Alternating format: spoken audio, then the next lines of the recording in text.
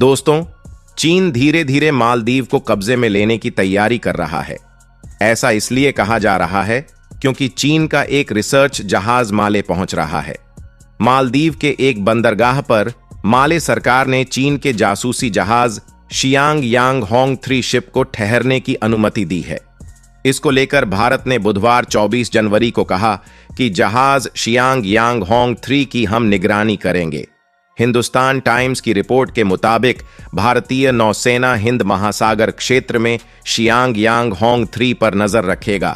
ऐसा इसलिए किया जाएगा ताकि जहाज मालदीव के एक्सक्लूसिव इकोनॉमिक जोन में अनुसंधान से जुड़ी कोई गतिविधि नहीं कर सके।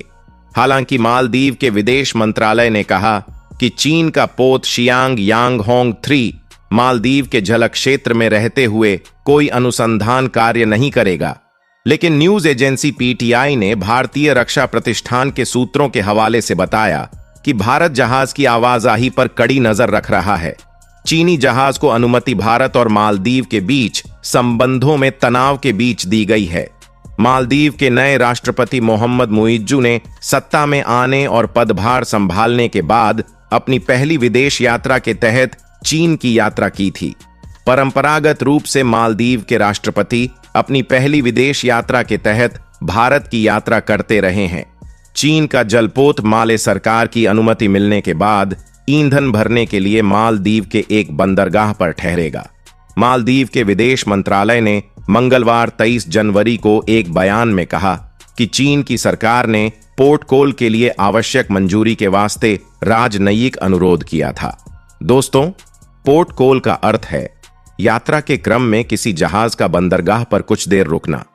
मालदीव के विदेश मंत्रालय ने मंगलवार को एक बयान में कहा, इस तरह के पोर्ट कोल न केवल मालदीव और उसके साझेदार देशों के बीच द्विपक्षीय संबंधों का विस्तार करते हैं, बल्कि मित्रवत देशों से आने वाले जहाजों का मालदीव के लोगों के स्वागत करने की सदियों पुरानी परंपरा को भी प्रदर्शित करते हैं।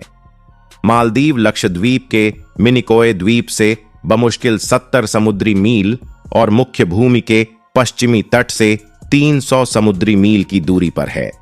यह हिंद महासागर क्षेत्र के माध्यम से गुजरने वाले वाणिज्यिक समुद्री मार्गों का केंद्र होने के कारण रणनीतिक दृष्टि से अहम है।